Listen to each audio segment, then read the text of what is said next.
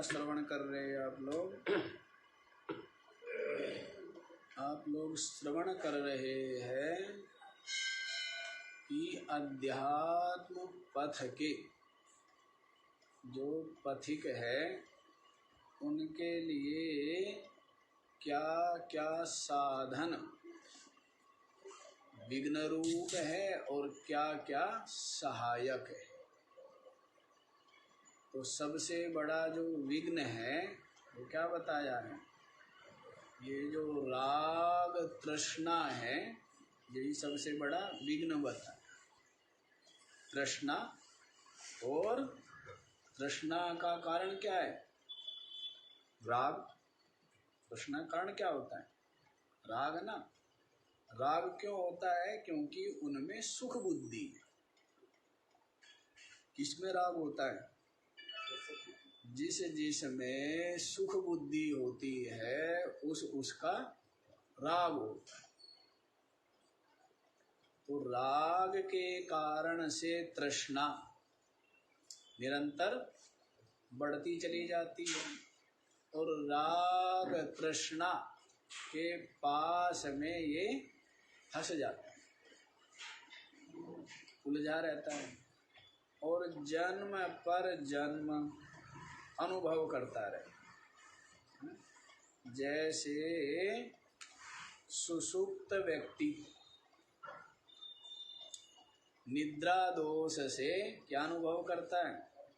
स्वप्न का अनुभव करता है और स्वप्न में विविध जो क्लेश है, विविध क्लेशों का अनुभव करता है, सुख दुख को अनुभव करता है स्वप्न में। इसी प्रकार से स्व के अज्ञान से और अनात्म पदार्थों के राग और उनकी तृष्णा से ये जीव अनेकों जन्म गमनागमन लोक परलोक विविध शरीर संयोग वियोग सुख दुख ये सब अनुभव का बिना हुए। जैसे स्वप्न में कुछ हुआ नहीं है, स्वप्न ही नहीं है।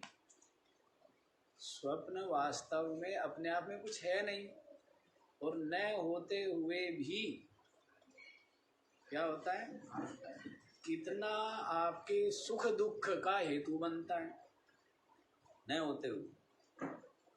इसी प्रकार से ये जो दृश्यमान जगत है और इसमें हमारा ये जो शरीर है और ये जो संपूर्ण व्यवहार है और ये जो लोक परलोक है, ये सब के सब स्व के अज्ञान से स्व को भास।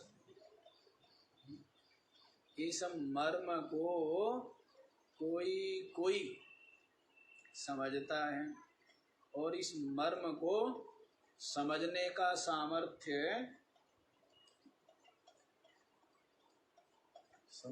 सामर्थ्य वो भी किसी किसी के मन में आता है। कोई इस के लिए प्रयास करता है, अन्यथा तो एक जगत से दूसरे जगत में, दूसरे जगत से तीसरे जगत में, तीसरे से चौथे जगत में ही प्रवेश करता रहता है। जिसके लिए कहा है अंधन तमः प्रविशन्ति, ये संभूतिम उपासते। क्या कहा है? असूर्या नाम ते लोकाः अंधेना तमसा वृतः तांस्ते प्रेत्याभिगच्छन्ति ये के चात्महनो। कहाँ पर आया है ये? हाँ, ईशावास्योपनिषद में आया। कौन सा मंत्र है? तीसरा ही मंत्र होगा ना, ये चौथा है? पहला है ईशावास्यम, दूसरा है कुर्वन्नेवेह कर्माणि और तीसरा यही होगा शायद। हमें भी बहुत समय हो गया,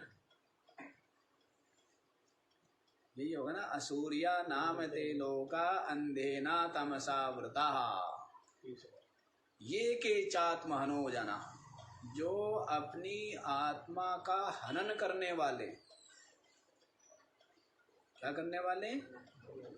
अपनी आत्मा का हनन करने वाले, जो भी अपनी आत्मा को नहीं जानते हैं या अपनी आत्मा को शरीर आदि रूप में मिथ्या ग्रहण करते हैं, तो ऐसे जो लोग हैं वे आत्महत्यारे। आत्मा को न जानना ही आत्मा की हत्या है, या जो विपरीत भावना कर लेना, वो भी क्या है? वो आत्महत्या है। अन्यथा संतमात्मानम अन्यथा प्रतिपद्यते किन्न तेना कृतं पापम चोरेणात्मापहारिणाः। अन्यथा संतमात्मानम, आत्मा है तो अलग प्रकार का, अन्यथा प्रतिपद्यते, और आत्मा को मानता क्या है? क्या कहता है? मैं शरीर हूं। क्या बोलते हैं? आत्मा से मतलब मैं क्या मानता है? मैं शरीर हूं, जन्म मरण धर्मा हूं, ऐसा मानता है। मोटा पतला बूढ़ा जवान हूं, रोगी स्वस्थ हूं, अंधा बहरा हूं, बुद्धिमान बुद्धिहीन हूं, ज्ञानी अज्ञानी हूं। ये जो सब है, आत्मा तो निर्विशेष है, निरुपाधिक है, निर्गुण है, निराकार है, निरवयव है, नित्य मुक्त है, सच्चिदानंद रूप है, अद्वितीय है। ऐसी आत्मा को, आत्मा है ऐसा, लेकिन मानता अन्यथा प्रतिपद्यते, अन्य प्रकार से जो ग्रहण करता है। किन्न तेना कृतं पापम, उसने कौन सा पाप नहीं किया है? क्या बोल रहे हैं? उसने कौन सा पाप नहीं किया, अर्थात उसने सारे पाप कर लिए। जो अपने आप को शरीर मानता है, उसने क्या किए हैं? किन्न तेना कृतं पापम, उसने ऐसा कौन सा पाप है जो नहीं किया है? चोरेणा आत्म अपहारिणा, ऐसे चोर के द्वारा, जो आत्म अपहारिणा, जिसने अपनी आत्मा का ही अपहरण कर लिया है। तेन किन पापम न कृतम, उसने कौन सा पाप? चोर है, किसकी चोरी की है? आत्मा का अपहरण कर लिया। तो उसने कौन सा पाप नहीं किया है? तो सारे पाप किए। और पाप का फल क्या है? दुख।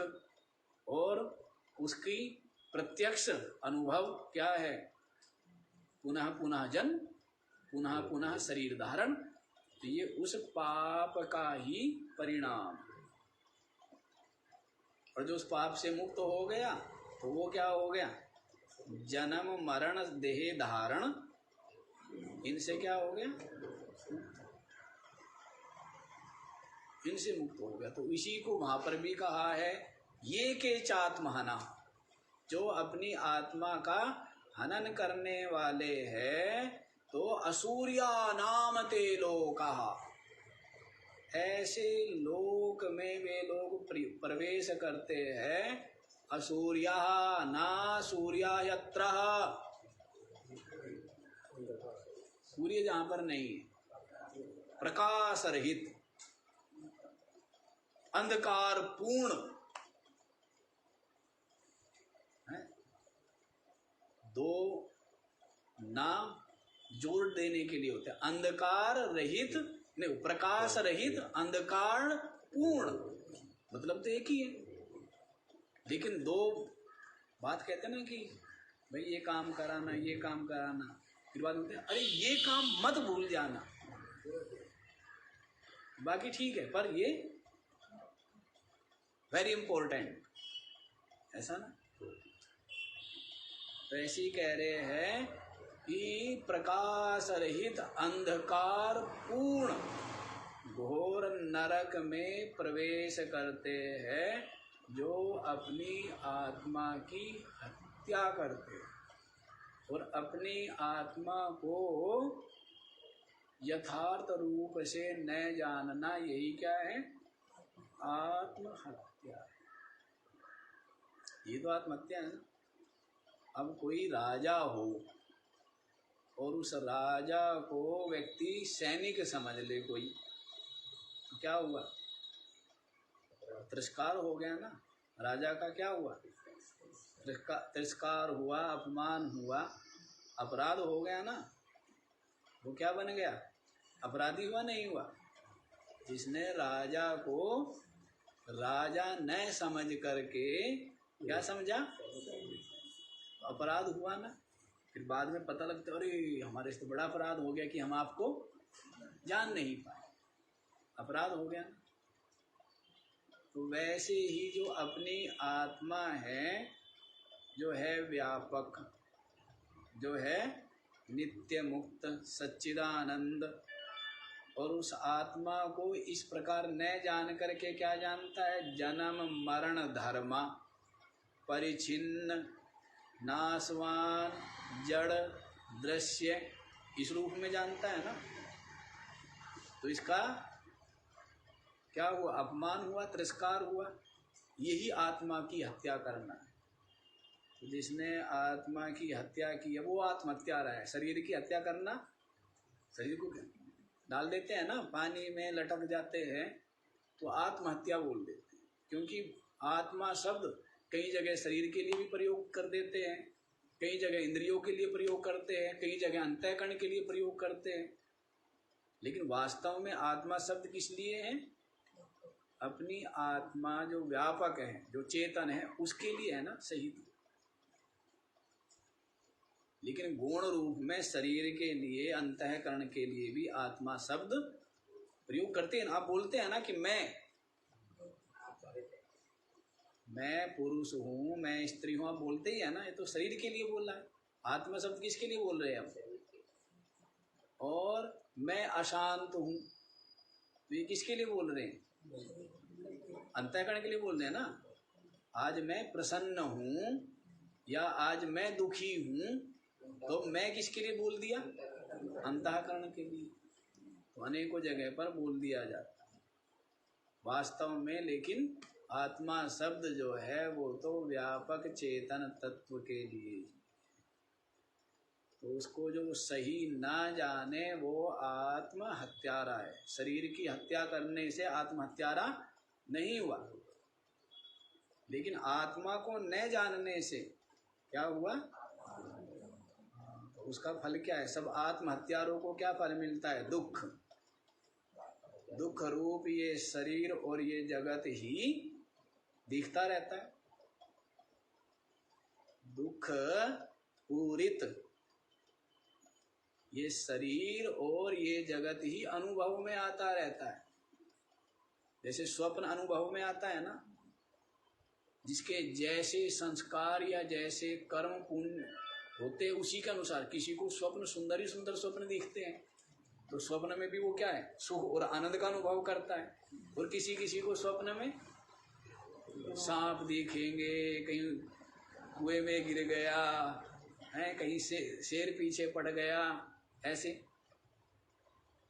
किसी किसी को ऐसे दिखते हैं ज्यादा।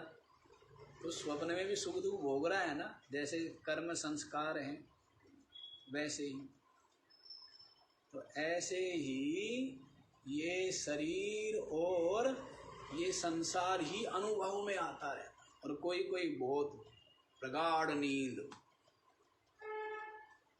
यदि मुझे स्वप्न दिखते ही नहीं है, मैंने कभी स्वप्न याद नहीं है कि कब स्वप्न आया था, ऐसा भी कुछ लोग बोलते हैं ना। ऐसी प्रगाढ़ निद्रा आती है। ये सब अपने अपने क्या है? अपने अपने पुण्य है, अपने अपने कर्म फल और संस्कारों का ही परिणाम है। नींद भी तो पुण्य से ही आती है, हैं? हाँ, सबको नींद भी नहीं आती है। ये जगत ही खड़ा रहता है सामने। ये जगत हर समय सामने खड़ा हो, हैं, तो पागल हो जाता है ना। एक महात्मा को नींद नहीं आती थी, यहीं पर थे, बिल्कुल जैसे वो पागल जैसे हो, कुछ बीमारी हो गई शरीर में ऐसी। बहुत पुरानी बात है, 20 वर्ष हो गए होंगे ना, 20 से भी ज्यादा हो, 20 थे ना भोला बाबा, हैं, भगवान भवन में। तो उनको ही बीमारी हो गई थी। माँ जी ने इलाज कर दिया था उनका। भ्रम था ना, भ्रम, और इलाज पूरा हुआ नहीं, फिर भी वो बेचारे ऐसे ही है बस। सब कर्म भोग ही तो है इस जीव के। कर्म भोग हो, कितना ही समझाओ तो भी समझ में आती नहीं। समझाया है ना शंकर जी ने इसको, सती को, समझ में आया क्या? हाँ, नहीं जाना चाहिए, लेकिन नहीं समझ में आया, छोड़ दिया कि हाँ ऐसा ही होना है। हो ही सोई जो राम रचि राखा को करी तर्क बढ़ा गई। क्या करना, ठीक है, एक बार समझा दो, 2 बार समझा दो, ज्यादा ज्यादा करो, 3 बार समझा दो, बाकी छोड़ो। यहाँ भाई आप बुद्धिमान है, सबको बुद्धिमान मानना चाहिए तो आदमी खुश रहता है। सबको क्या करना चाहिए? बुद्धिमान मानना चाहिए, और सुबह शाम नमस्कार करनी चाहिए, ठीक है ना? सबको हाथ जोड़ जोड़ करके क्या करनी चाहिए? हाँ, कि आप बुद्धिमान हैं और सबको, आप सब बुद्धिमानों को, हाँ, तो फिर अपनी जिम्मेदारी नहीं रहती है कुछ भी। फिर आनंद में न फिर किसी से शिकायत होती है, फिर मस्त रहना चाहिए। अच्छा चलो यहीं पर आओ, तो क्या बता दिया है? आत्महत्या के पाप जो करता है तो उसको ये जगत ही अनुभव में आता रहता है, ये शरीर और जगत ही अनुभव में आता है। और जिसको अपनी आत्मा अनुभव में आ जाता है तो उसके लिए ये शरीर और ये जगत भय दुख क्लेश का हेतु नहीं होता। जैसे जागृत पुरुष के लिए स्वप्न का जो जगत है वो किसी प्रकार से हर्ष और विषाद का हेतु नहीं है। जो जग गया, जगे हुए के लिए, जो स्वप्न को अनुभव कर रहा है उसी के लिए ही स्वप्न उस काल में ही हर्ष और विषाद का हेतु बन रहा है। लेकिन जो जग गया है उसके लिए सुख दुख का हेतु नहीं बन रहा है। तो वैसे ही जो स्वरूप में जग गए तो शरीर से और इस संसार से कोई शिकायत नहीं। क्यों? क्योंकि सब मिथ्या है, प्रतीति मात्र है, स्वप्न के तुल्य ही है। इस कारण से वह नित्य मुक्त अपनी आत्मा में ही विराजमान। चलो बहुत हो गई भूमिका। अब भूमिका में आधा घंटा लग जाता है डेली, आधा घंटा भूमिका में और आधा घंटा एक श्लोक में हो गया समय। करने चाहिए 3 4 5 तो कम से कम करने चाहिए रोज। अच्छा जी, अब आप कल पशु बता दिया था ना, पशु कौन है? जो ज्ञान रहित है वो पशु ही, और जो जितना ज्यादा ज्ञान संपन्न होवे, ज्ञान से अभिप्राय जो सद्गुण संपन्न होवे, विवेक संपन्न होवे, सरलता संपन्न होवे, वही क्या है? वही मनुष्य है। और जो अहंकार संपन्न, राग द्वेष ईर्ष्या संपन्न होवे, वो क्या है? वो तो पशु ही है, क्योंकि विद्या नहीं है ना, उसको समझ नहीं है, तो दुख को ही सुख मान रहा है।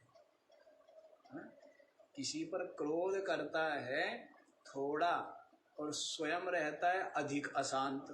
क्रोधी व्यक्ति बाहर कम,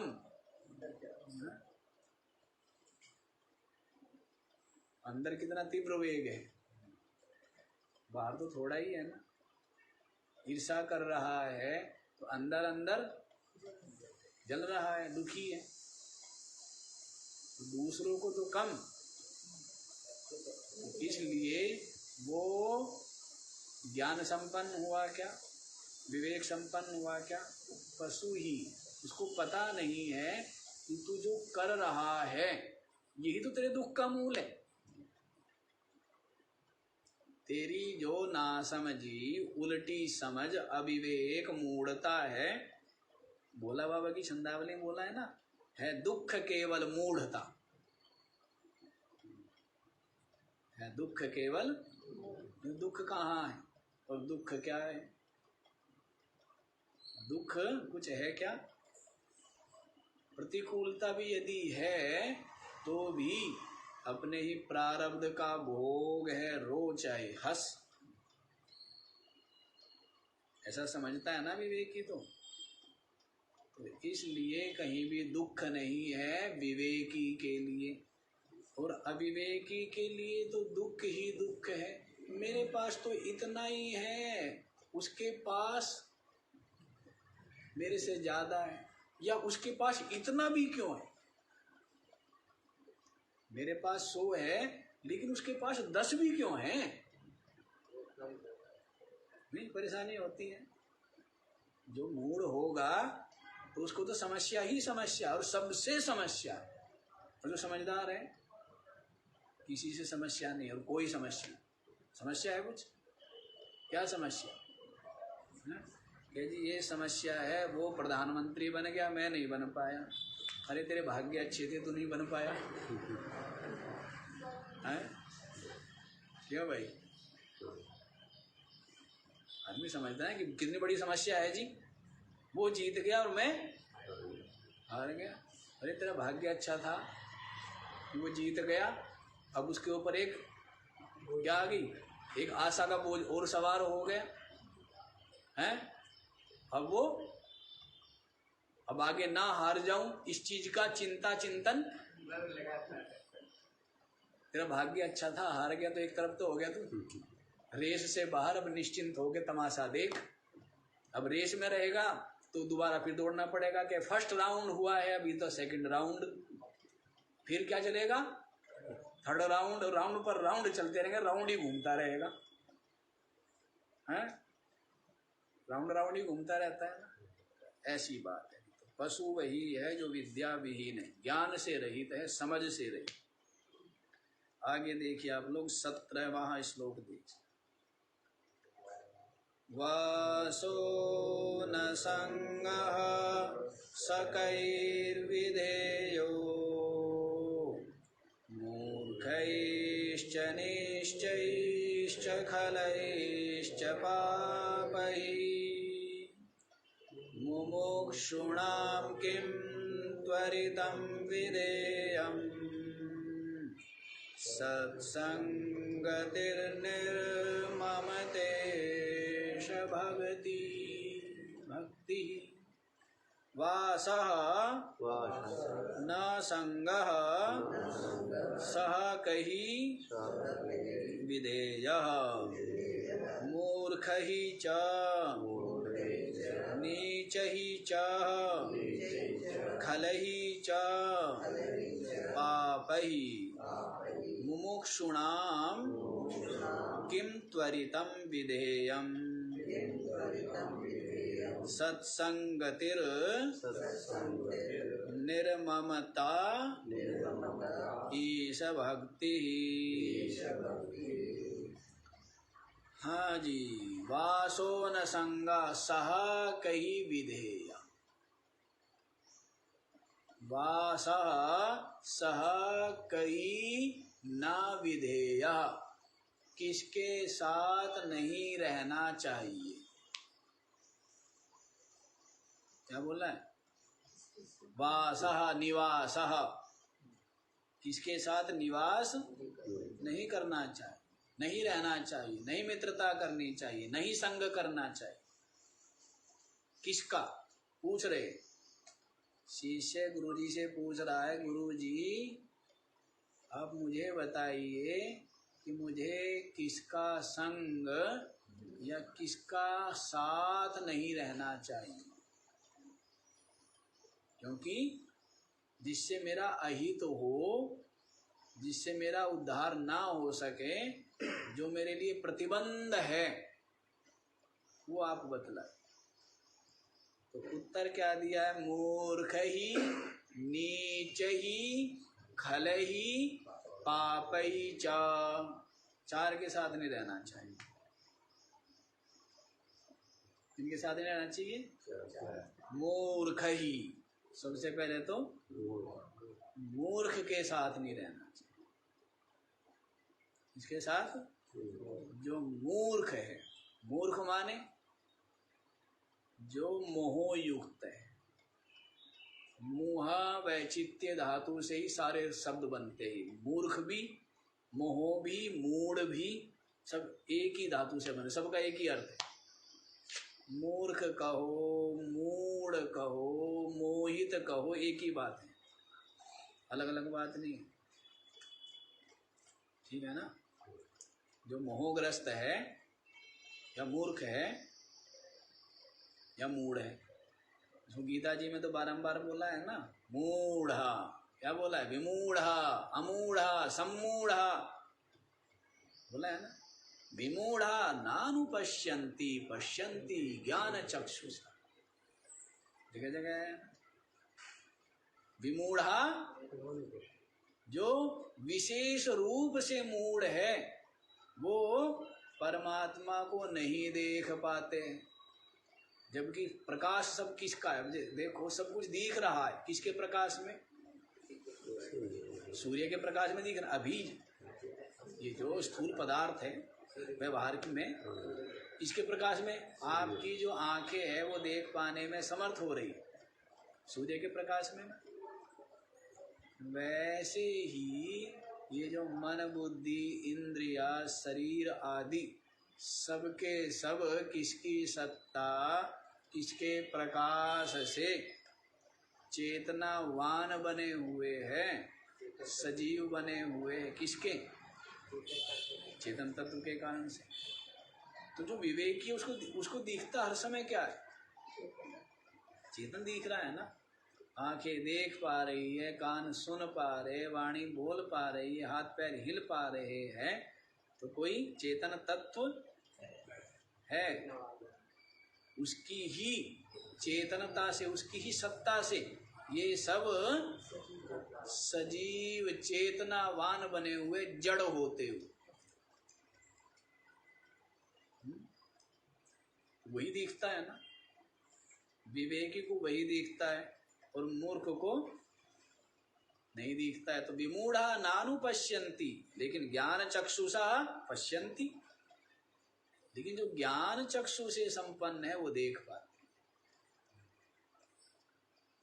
ज्ञान चक्षु कैसे होवे, तो वो सत्संग, स्वाध्याय और विचार के द्वारा ही ज्ञान चक्षु संपन्न हुआ जाता है। तो फिर वही दिख जाता है। फिर सब जगह क्या दिखता है, वही दिखता है। क्या दिखता है, वही दिखता है। क्योंकि ये जो जगत है ये तो प्रतीति मात्र है, मिथ्या है। तो इसका जो अधिष्ठान है वही दिखता है। क्या दिखता है, साक्षी, चेतन, आत्मा, नित्य मुक्त ब्रह्म ही दिखता है। देखने वाला चाहिए, बात तो देखने वाले की है ना, इसकी बात देखने वाले की बात है। वही एक ही व्यक्ति जो देखने वाले हैं उनके लिए अलग अलग है। एक कहता है मेरा पिता है, एक कहता है मेरा भाई है, एक कहता है मेरा बेटा है, एक कहता है मेरा दादा है। सब किसके ऊपर निर्भर है, देखने वाले के ऊपर ना। किसके ऊपर है, देखने वाले के ऊपर।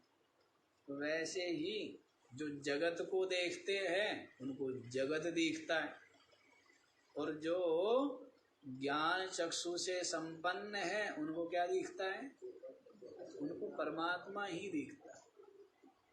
निरंतर परमात्मा ही अनुभव में आता है, और वो परमात्मा मन बुद्धि के अनुभव में आने वाला नहीं है, वो अनुभूति स्वरूप। क्या है, अनुभूति स्वरूप। बात सब बुद्धि की स्थूलता और बुद्धि की सूक्ष्मता पर निर्भर करती है। जैसे स्थूल व्यक्ति के सामने आप बात करो है? किसकी बात करो? मन की, बुद्धि की बात करो तो वो कहेगा मन बुद्धि क्या होता है वो, क्योंकि वो देखता है जो कुछ है शरीर है। क्या देखता है? जो अत्यंत स्थूल बुद्धि है उसके लिए तो क्या है, उससे आगे मन क्या, मस्तिष्क, बुद्धि, ये सब। जो थोड़े से और सूक्ष्म बुद्धि वाले वो जानते हैं कि नहीं इंद्रिया अलग है। अब जैसे कोई व्यक्ति हो, गाड़ी है तो उसको तो क्या लगता है बस गाड़ी है, जो कि त्यों पैदा हुई होगी। अब उसको क्या पता कि टायर अलग से जोड़े गए हैं, हैंडल अलग से जोड़ा गया है, इंजन अलग से जोड़ा गया है, बैटरी अलग से जोड़ी गई है, उसको पता है? वो तो क्या समझता है, जैसे बालक से पूछो तो उसके लिए तो क्या है, एक ही है ना ये। लेकिन जो है समझदार वो जानते हैं कि अलग से सबके सब पुर्जे जोड़ जाड़ करके सबके मिलने से ये संघात बना, ये गाड़ी बनी। वैसे ये वाली गाड़ी भी है, ये वाली गाड़ी भी किससे बनी है? अपंचीकृत पंच महाभूतों के किससे बना है? सतोगुण रजोगुण से और पंचीकरण से। ये शरीर, स्थूल शरीर तो बना है पंचीकरण से, और जो सूक्ष्म शरीर है वो किससे बना है? रजोगुण, सत्वगुण और रजोगुण से। पंच महाभूतों के सत्वगुण से क्या हुआ? अपंचीकृत पंच महाभूतों के सत्वगुण से ज्ञानेन्द्रिया और अंतःकरण, और अपंचीकृत पंच महाभूतों के रजोगुण से कर्मेंद्रिया और प्राण। ठीक है। अब अपंचीकृत पंच महाभूतों का तमोगुण से क्या हुआ? पंचीकरण हुआ। तो 5-5 भाग हो गए एक एक के, तो 5 तत्व और उनके 5-5 भाग हो गए। वो सब नहीं समझाएंगे, सब पीछे समझा चुके हैं। तो कितने हो गए? 25 हो गए। तो उन 25 जो तत्व हुए उनसे ही सारा का सारा स्थूल जगत का निर्माण। अपंचीकृत पंचमहाभूतों के तमोगुण अंश से सारा का सारा ये जो स्थूल प्रपंच है, स्थूल शरीर है, जो कुछ भी है ये स्थूल दिख रहा है, ये सब का। ठीक है। तो इस तरह जैसे संघात रूप है ये शरीर, किसको दिखता है? जैसी जैसी बुद्धि की सूक्ष्मता या स्थूलता होती, तो स्थूल को तो व्यक्ति को तो नहीं दिखता है, लेकिन जिसकी बुद्धि सूक्ष्म है वो जानता है शरीर अलग है, इंद्रिया अलग है, आने जाने वाला जो प्राण है वो अलग है, और मन बुद्धि जो वृत्ति है वो अलग है, और इनका जो साक्षी वो इन सब से अलग है। ऐसा विविक्त विवेक पृथकता जिसने कर ली है तो वह मुक्त ही, वह तो मुक्ति ही। अच्छा जी, तो मूड की बात है, मूड की बात चल रही थी, पहुंच गए अमूढ़ पे। मूड पे ही आओ। तो जो मूड है, मूड माने मूर्ख है, तो एक तो मूर्ख के साथ नहीं रहना चाहिए। उन्नति चाहते हैं ना, अपने से अधिक बुद्धिमान, अपने से अधिक अनुभवी, अपने से अधिक श्रेष्ठ, उसका ही संग करना चाहिए। अपने से अधिक जो श्रेष्ठ हो ना, उसका ही क्या करना चाहिए? तो अनायास ही हम उसके जैसे बनते चले जाते, उससे कुछ सीखते जाते हैं, समझते जाते, उसके जैसे बनते चले जाते। जैसा संग करेंगे वैसा ही तो रंग चढ़ेगा ना, स्वाभाविक ही। स्वाभाविक ही क्या चढ़ेगा? संग का प्रभाव पड़ता है, स्वाभाविक ही। देख लीजिए, इसलिए मूर्ख के साथ कभी नहीं रहना चाहिए। मूर्ख के साथ रहने का परिणाम क्या है? दुख ही। विपत्ति में ही गिरना है, ऐसा नहीं करना चाहिए। नीच ही च, और जो नीच है, पाप कर्मों में ही जिसकी क्या है प्रवृत्ति, पाप कर्म में, नीच कर्म में ही जो जिसका चित्त लगा रहता है, जिसकी बुद्धि लगी रहती है, ऐसा जो नीच व्यक्ति है उसका संग भी नहीं। खलही च, जो अत्यंत दुष्ट है, दया नहीं जिसके हृदय में, करुणा नहीं जिसके हृदय में, प्रेम नहीं है जिसके हृदय में जीवों के प्रति, ऐसा जो खल है, दुष्ट है, उसका संग पूरी शक्ति लगाकर, पूरा सामर्थ्य लगा करके इनका संग नहीं करना चाहिए। और क्या बताया है? पाप ही, पाप कर्मणि एव निरतः, जो क्या है पाप कर्मों में ही निरत है निरंतर, ऐसे जो पापिष्ट है उनका संग नहीं करना। समझ आया? मूर्ख का संग नहीं करना चाहिए, नीच का संग नहीं करना चाहिए। तो नीचे की ओर ही गिर रहा है, नीचे की ओर ही गिर रहा है, स्वार्थ में, लोग में, नीचे तो नीचे जा रहे हैं, संकीर्ण ही होता जा रहा है। जब मेरे को मिल गई तो दूसरा खा ले, जो मेरे से अधिक है वो किसी और के काम आ जाए, नहीं भले सड़ जाए, पर भले डकार आ रही हो, बिल्कुल जगह ना हो, लेकिन खाऊं तो मैं खाऊं, मैंने खाया तो खाया, बाकी किसी ने खाया तो क्या ऐसे ही गिरा। ऐसे होते हैं ना बहुत लोगों की, मैंने खाया तो खिलाने की उदारता होनी चाहिए। ये भी मतलब एक बहुत श्रेष्ठ, कहीं ना कहीं आप स्वार्थ से, कहीं ना कहीं आप लोभ से निकल रहे, खिलाने का भाव बहुत अच्छा भाव, वो सुंदर प्रक्रियाएं बनाई हुई है ना, त्याग क्या, यज्ञ क्या, दान क्या। इसलिए गीता जी ने बताया ना 18वें अध्याय में क्या सुना था,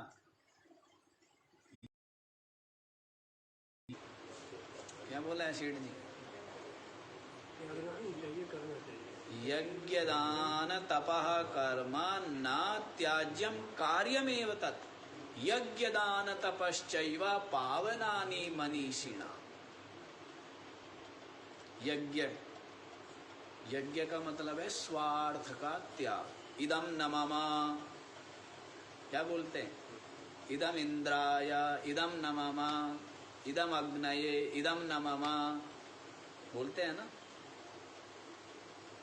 तो ये उनके लिए, ये मेरा नहीं है, मेरा नहीं, उसमें ममता, ममता पना, जो अपना मम पना, ममता, उसका त्याग हो रहा है ना। इदम न मम, ये मेरा नहीं है, ये इंद्र के लिए, ये वरुण के लिए, कुबेर के लिए, ये विष्णु के लिए, ऐसे आहुति देते हैं ना। तो यज्ञ का अभिप्राय जो व्यापक अर्थ करेंगे, यज्ञ का मतलब केवल स्वाहा स्वाहा नहीं है, अनेकों प्रकार के यज्ञ गिनाए थे,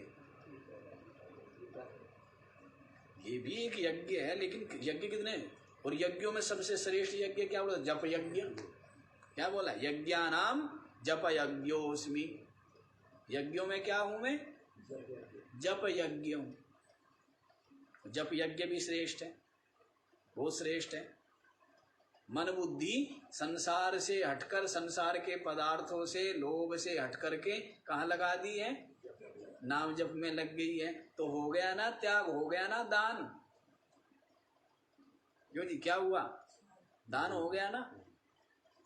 खाने पीने में जो हर समय वृत्ति या बुद्धि लगी थी या इंद्रियां लगी हुई थी, वो कहाँ लग गई? जप में लग गई। तो स्वाभाविक रूप से उसका क्या हो गया? त्याग हो गया, दान हो गया। तो हो गया ना यज्ञ। श्रेष्ठ यज्ञ बताया है जप को। तो अनेकों प्रकार के यज्ञ बताए। यज्ञ का मतलब है स्वार्थ का त्याग, और यज्ञ में भी स्वार्थ ही ढूंढे तो वो राजसिक हो जाता है, तामसिक हो जाता है। ये आप लोग सुनाए, गीता जी में सुनाए है ना। जो फल प्राप्ति के लिए हो वो राजसिक है, जो दूसरे का अहित करने के लिए हो वो तामसिक है, और जो केवल कर्तव्य पालन के लिए किया जाए वो सात्विक है। केवल कर्तव्य पालन के लिए, केवल ईश्वर की प्रीति के लिए, केवल अपने हृदय की निर्मलता के लिए जो किया जाता है वो सात्विक है, और जो प्रत्यक्ष फल पाने के लिए किया जाता है वो राजसिक है, और जो दूसरों का हानि करने के लिए किया जाता है वो तामसिक। कुछ भी यज्ञ दान तपः कर्म न त्याज्यम किम कार्यम एव तत्, करने ही चाहिए। यज्ञ दान तपः चैव पावनानि मनीषिणाम, जो मनीषी है ना उनको, बुद्धिमान को भी पवित्र करने वाले। यज्ञ दान तप कर्म क्या करते हैं?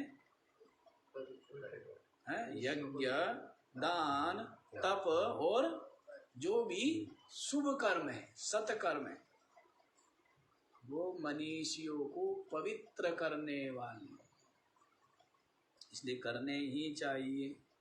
और जो दुष्ट है, नीच है, उससे क्या है? उसका संग नहीं करना।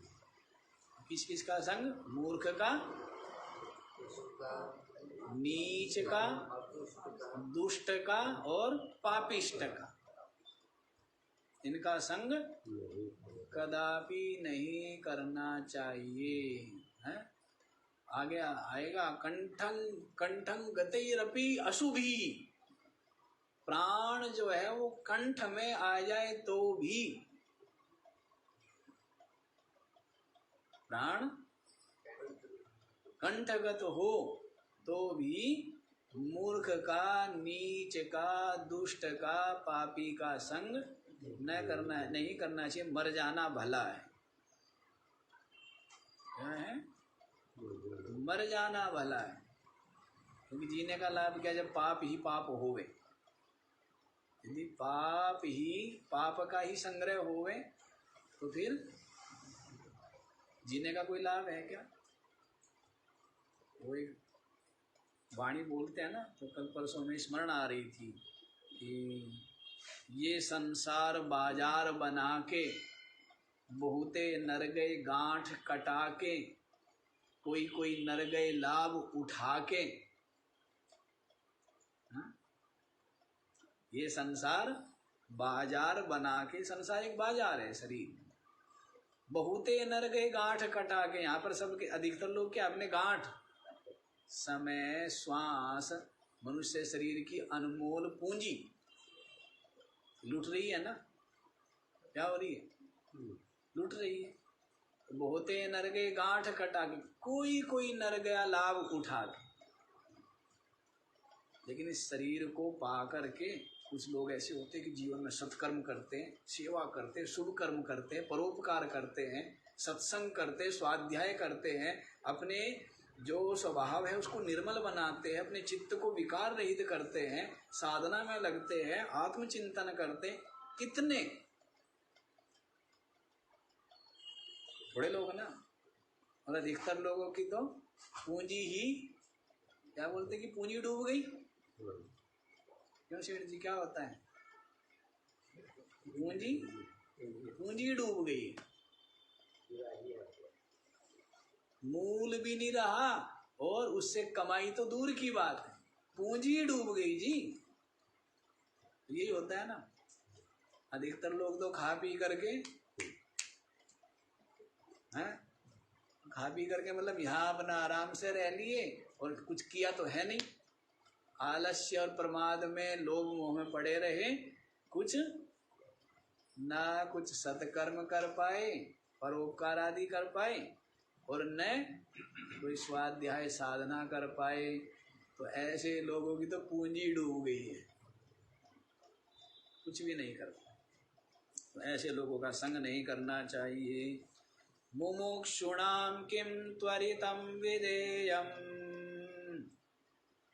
सत्संगतिर्निर्ममतेश भक्ति। इतना सुंदर प्रश्न कर रहे हैं। मुमुक्षुणाम किम त्वरितम विधेयम, जो मुमुक्षु है, मुमुक्षु माने मोक्ष की तीव्र इच्छा जिसके हृदय में, जो क्या है, जो चाहता बस मोक्ष, उसका ज्ञान में अधिकार है। भोला बाबा की संदावली बहुत समय हो गया, पहले तो हम रोज सुनाया करते थे। एक सेठ जी, पहले सत्संग के बाद में एक तो होता ही होता था ना। बड़े ग्रंथ उलट दिए आपने।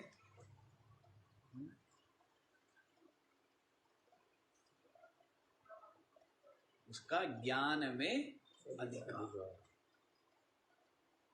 जो चाहता बस मोक्ष। क्या चाहता है?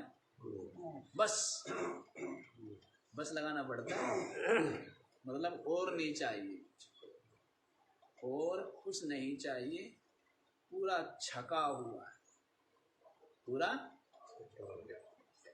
भरा हुआ है, कुछ नहीं चाहिए। वो क्या चाहिए? अब देख लो, अपने हृदय को टटोल लो कि केवल मोक्ष चाहिए और कुछ भी चाहिए कि हमारी प्रसिद्धि भी मिल जाए तो बहुत अच्छा, प्रशंसा भी मिले तो अच्छा, सब जगह हम सम्मानित तो होवे हैं, हमें जो है बड़े बड़े पद पर बैठने का सौभाग्य प्राप्त हो, सर्वमान्य हम हो, सर्व पूजित हम हो, हैं? और भी बहुत बहुत बहुत तृष्णा होती है। बहुत अधिक धन मिले, बड़े बड़े मठ मंदिर मिले, हैं? बहुत विशाल क्या मिले? भक्त समुदाय या शिष्य वर्ग हो, बहुत विशाल, और भी बहुत चाह रहती है। तृष्णा, तृष्णा तो आपको पता ही है ना, पुत्रेष्णा, वित्तेष्णा, लोकेष्णा, इन तीन में डूब जाते कहीं ना कहीं। पुत्रेष्णा में चले गए कुछ तो, कुछ किस में चले गए? वित्तेष्णा में चले गए, और रहे सहे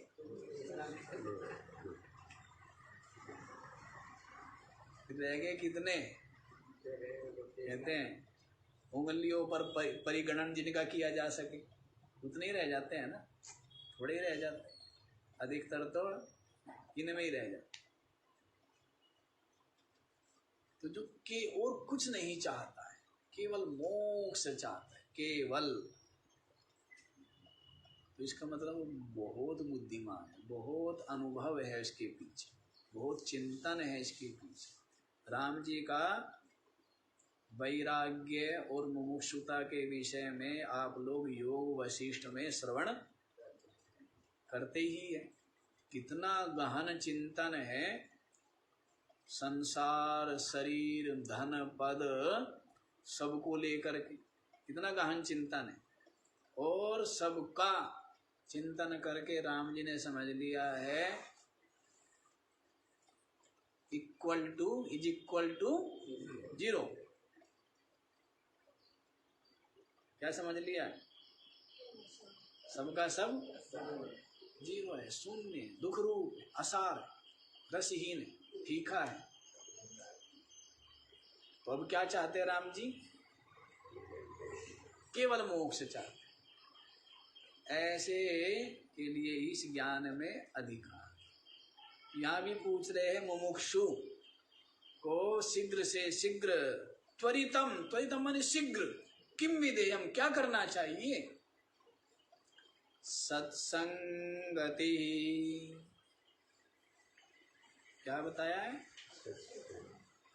दो चीज बता रहे, सत्संगति, निर्ममते सभगति। एक तो क्या करना चाहिए? पहली चीज कहते सत्संग करना चाहिए। क्या करना चाहिए? सत्संग करना चाहिए। देखो आदत अनुभव करने की होती है, अनुभव करने। 2011 में उस समय हम लोग श्रीमद् भागवत का जो 11वां स्कंद है उसको साथ में रखते हैं, उसका बहुत गहन चिंतन करते थे, क्योंकि वो बड़ा ही ज्ञान वैराग्य के विविध, ये अवधूत दत्तात्रेय का चरित्र, वृद्ध भिक्षु का चरित्र, पुनर्नवा का वो उसका चरित्र है, ये सब उसमें ही है। नारद वासुदेव संवाद, श्री कृष्ण उद्धव संवाद, ये सब उसमें है। तो उसका बड़ा हम लोग वो करते थे। नवयोगीश्वरों का संवाद सबसे शुरू में ही है, तो बड़ा उसका हम चिंतन करते थे। तो वहां पर सत्संग की बड़ी महिमा बता रहे हैं। किसकी महिमा? सत्संग की महिमा। तब हम सोचते सत्संग सत्संग सत्संग सत्संग, अरे क्या हो गया सत्संग है? बात अनुभव की है, सुन लेने या मान लेने या जान लेने या बता देने की नहीं है, बात अनुभव की। बात किसकी है? जैसे पानी है, पानी है, ठीक है, रोज आपको प्यास लगती है, रोज आप पानी पीते हैं, रोज आप स्नान करते हैं, ठीक है, लेकिन सही सही पानी का जो मूल्य है वो तब कब होता है? जब कहीं महाराज निर्जला एकादशी का व्रत करे ज्येष्ठ मास में, प्रचंड गर्मी हो, तब है। जब बहुत प्यासा हो ना, आसपास पानी, कंठ सूख रहा हो, है? एक बूंद पानी भी मिल जाए तो जीवन बना रहे, ऐसी जब स्थिति हो तब क्या समझता है? तब जो पानी का जो महत्व है या मूल्य है वो तब सही सही अनुभव में आता है। अन्यथा तो अब जैसे हवा है, सब श्वास ले ही रहे हैं, जब तक आसानी से चल रहे हैं तो कौन मूल्य समझता है? और कोरोना हो गया तब समझ में आता है ना कि ऑक्सीजन का वैसे तो फ्री में मिल रही है, और फिर कहीं के 1000 रुपये दे करके भी सिलेंडर मिल जाए, लोग चोरियां कर रहे थे, हैं? क्या कर रहे थे? लूट रहे थे। ऐसी स्थिति मूल्य तब समझता है। हम सोचते थे सत्संग, बहुत जगह सुनते हैं सत्संग की महिमा, सत्संग की महिमा, लेकिन हम लोग तो समझते थे कि सत्संग से अधिक और बहुत चीजें हैं, भाई साधना है या तपस्या है या संयम है, या पुरुषार्थ है या पढ़ना स्वाध्याय करना है। हम लोग ऐसे समझते थे। पुरुषार्थ पर भरोसा करने वाले, केवल पुरुषार्थ पर भरोसा करने वाले। तो कहने का भाव है कि धीरे धीरे धीरे धीरे इनका जो सार तत्व कहो या मर्म कहो या इनकी जो वास्तविकता कहो, उससे व्यक्ति परिचित होता है। तो वास्तव में सत्संग की महिमा तो एक बहुत बड़े महात्मा, मेरे को सन तो याद नहीं है, हम उनके पास गए हुए थे, अच्छे संत थे, बड़े विद्वान भी थे, बड़े सरल, बड़े तपस्वी योगी संत थे। तो कुछ प्रसंग चल रहा था, तो इतने बड़े महात्मा कहने लगे अपने मुंह से कि संत की महिमा अपरंपार। अब हमारी बड़ी खराब आदतें रही हैं, हमने जो चीज़ हमारे अनुभव में नहीं आई वो हमने कही नहीं। जैसे लोग बोलते हैं, मान लीजिए कुछ भी, जैसे राम राम भी बोलते हैं, तो हमने तब तक नहीं कहा है जब तक वो हमारे अनुभव में नहीं आए, हमने उसके मर्म को या उसके रहस्य को नहीं जाना, अनुभव किया। बड़ी खराब आदत रही। तब तक हृदय से स्वीकृति हो ही नहीं पाई। जैसे लोगों के लिए राम राम कहना बहुत आसान है, लेकिन वही राम राम मेरे लिए कहना बड़ा कठिन रहा है।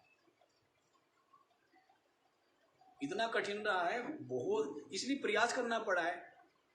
इसलिए क्या करना पड़ा, मेहनत करनी पड़ी, प्रयास करना पड़ा उस राम को समझने में, उसमें डुबकी लगाने में, तब कहीं जा करके राम राम बोल पाना संभव हो पाया। तो महात्मा कहने लगे महिमा अपरंपार संत की। बैठा हुआ था, लोग बड़ा आश्चर्य सा हुआ, हमें बड़ा आश्चर्य हुआ, क्योंकि बताया ना मैंने, हम तो विश्वास किस पर करने वाले, विचार पर विश्वास करने वाले, पुरुषार्थ पर, बुद्धि पर, स्वाध्याय पर, साधना पर, तपस्या पर, इन पर विश्वास करने वाले हम लोगों का। तो उनके महात्मा के मुंह से सुना कि संत की महिमा। ठीक है, संत है अपनी जगह, ठीक है, अच्छी बात है, सम्मान करें, पर ये क्या कह रहे कि संत की महिमा। तो हमें बड़ी विचित्र सा, बड़ा अटपटा सा लगा। उस समय की बता रहा हूं अनुभव अपने। देखिए फिर धीरे धीरे धीरे धीरे वास्तव में समझ आता है कि संत का मतलब तो संत ही, जिनके लिए श्री कृष्ण स्वयं कहते हैं अनुवर्जाम्य हम नित्यम पूजयेद अंग्रि रेणु भी, कि मैं संतों के पीछे पीछे चलता हूं जिससे उनके चरणों की धूल उड़ करके, जिससे मैं पवित्र हो जाऊं। कौन कह रहे हैं? योगी राज योगीश्वर श्री कृष्ण कहते हैं संतों के अनुवर्जामी अहम नित्यम, नित्यम सदा, कभी आगे नहीं चलते, कभी साइड में नहीं चलते, क्या चलता हूं? पीछे पीछे चलता हूं, नित्यम अनुवर्जामी। क्यों? पूजयेद अंग्रि रेणु भी, उनके चरणों की जो रेणु है, धूल है, उसके द्वारा मैं पवित्र हो जाऊं। इसलिए नित्य ही मैं उनके पीछे पीछे चलता हूं, संतों के पीछे। इतनी महिमा। संत ब्रह्म ही, संत क्या है?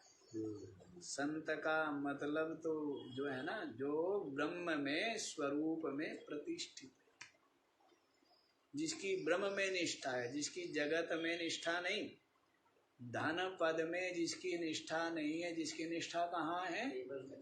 ब्रह्मणि एव निष्ठा यस्य स ब्रह्मनिष्ठा, केवल ब्रह्म में ही जिसकी निष्ठा है उसको क्या कहेंगे? ब्रह्मनिष्ठ, वही संत। तो संत की महिमा तो अपरंपार ही। हाँ, तो ये सब मर्म जो है ना बहुत देर में समझ में आते। दूसरों के साथ समस्या ये होती है, शायद मेरे को ऐसा लगता है कि लोग सुन करके छोड़ देते हैं, और हमारी आदत रही है कि सुन करके तो मानना तो है ही नहीं, चाहे वो कोई पुस्तक कहे और चाहे वो कोई व्यक्ति कहे, है नहीं मानना है। क्या करना है? अपने अनुभव में जब तक न आए तब तक आदत नहीं रही है स्वीकार करने की। तो ये बहुत खराब आदत भी है, लेकिन हमारे लिए अच्छा ही रहा, हम संतुष्ट। लगती खराब भी आदत होगी ये कि भाई न मानना, क्योंकि न मानने वाले को उतना ज्यादा परिश्रम करना पड़ेगा, उतना ही ज्यादा वो समस्या में रहेगा, उतना ही ज्यादा वो अशांत भी रहेगा, उतना ही ज्यादा उसको दिन रात नींद उड़ी रहेगी, चिंतन करना पड़ेगा ना उसको, तो न मानने वाले को। और मानने वाला तो मान करके छोड़ देता है और वहीं का वहीं भूल जाता है। तो अलग अलग है अपना, सबका अच्छा है। तो ये भी एक अनुभव की बात रही। सत्संग कितनी महिमा गाई है, ये सत्संग की महिमा अनुभव में आ जाए।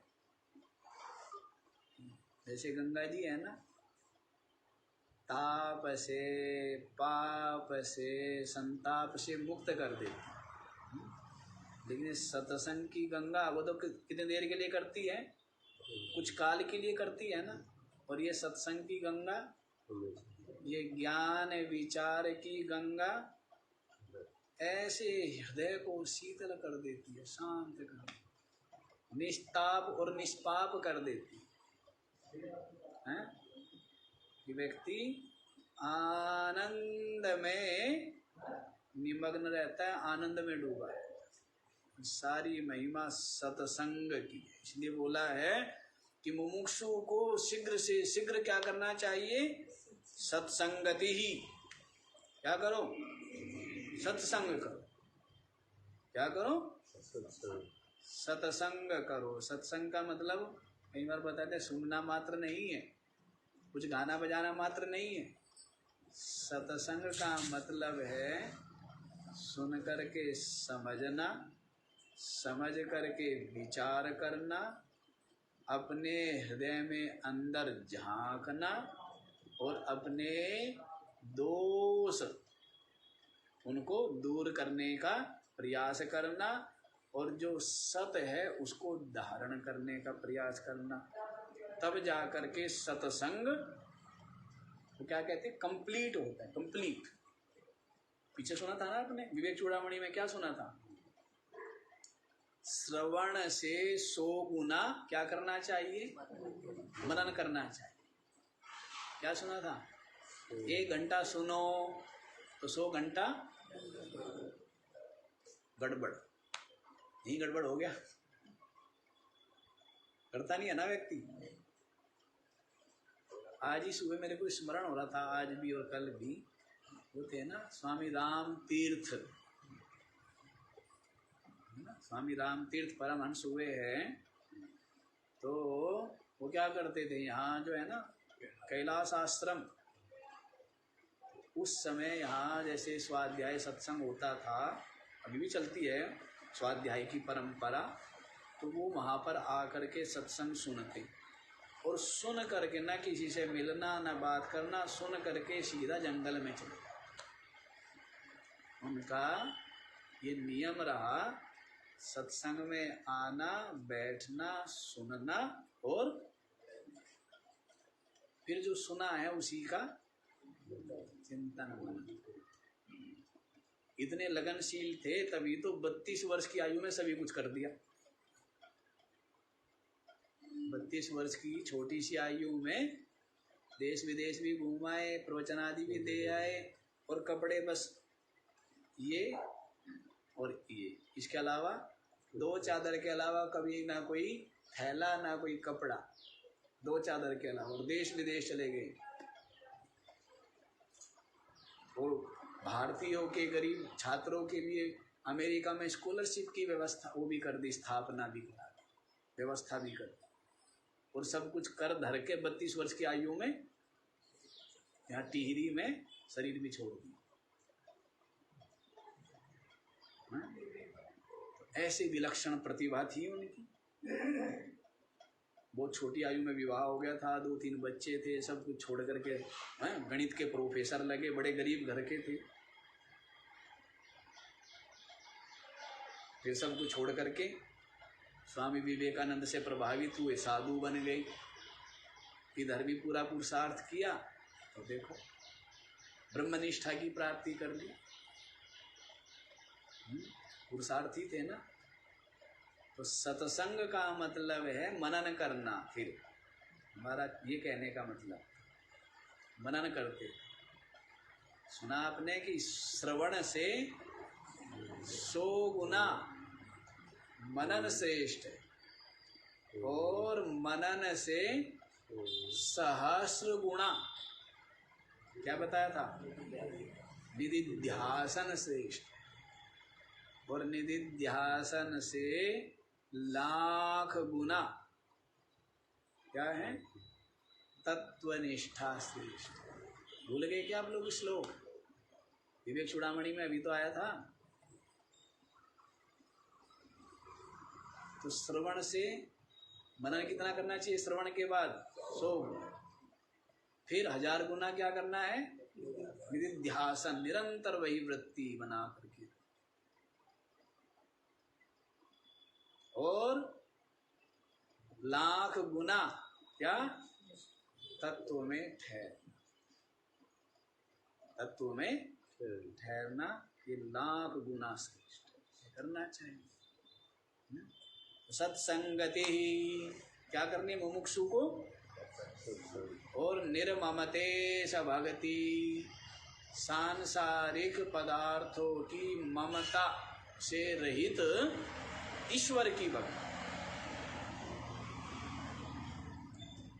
भक्ति भी एक तरफ भक्ति चलती रहती है, दूसरी तरफ मोह चलता रहता है, ममता चलती रहती है, वो भक्ति नहीं। अनन्य भक्ति यहाँ मतलब कि किससे?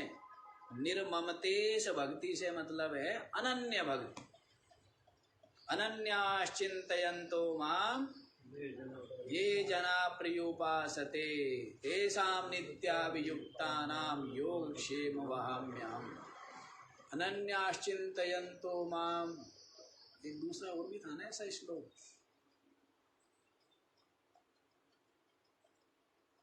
एक ऐसा श्लोक और भी था,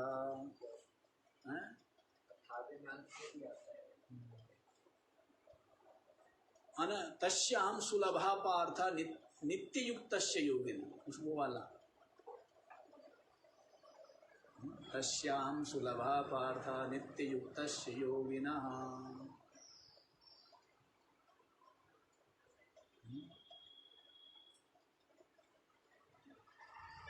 अनन्य चिंतयन्तु माम, ये अनन्याश्चिन्तयन्तो माम, चलो नहीं स्मरण आ रहा है। तस्याम सुलभा पार्थ नित्य युक्तस्य योगी, उसके लिए परमात्मा प्राप्ति सुलभ हो जाती है ना, जो अनन्य भाव से, सब ओर से मन हट गया, केवल उसमें ही मन लगा हुआ है, उसके लिए क्या हो जाती है? तस्याम सुलभा, उसको मैं सुलभ हूँ।